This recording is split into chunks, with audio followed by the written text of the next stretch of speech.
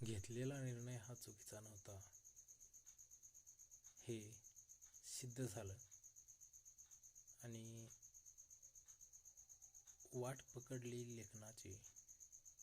लिखाण हे माझ्या आयुष्यासाठी खूप महत्त्वाचं पात्र होतं.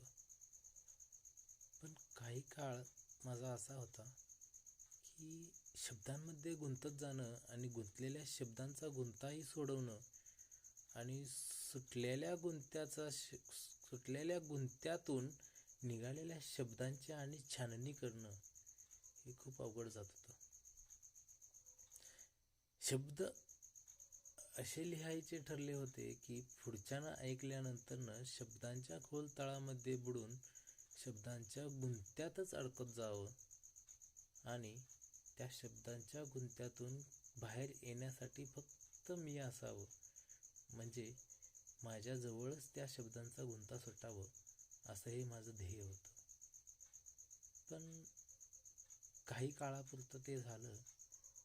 पण काही काळ असा होता किंवा काही काळ असा आला की दुसऱ्यांना शब्दांच्या जाळ्यामध्ये अडकवण्याचा प्रयत्नात मी स्वतः माझ्या स्वतःच्या शब्दांच्या जाळ्यामध्ये अडकून गुरफटून राहिलो.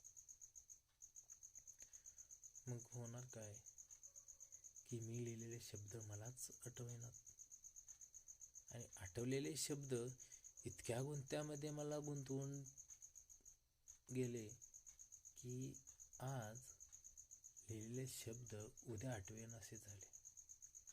मग निर्णय खूप महत्त्वाचा होता, कारण तो निर्णय घेणंही गरजेचं होतं. लिखाण बंद केलं.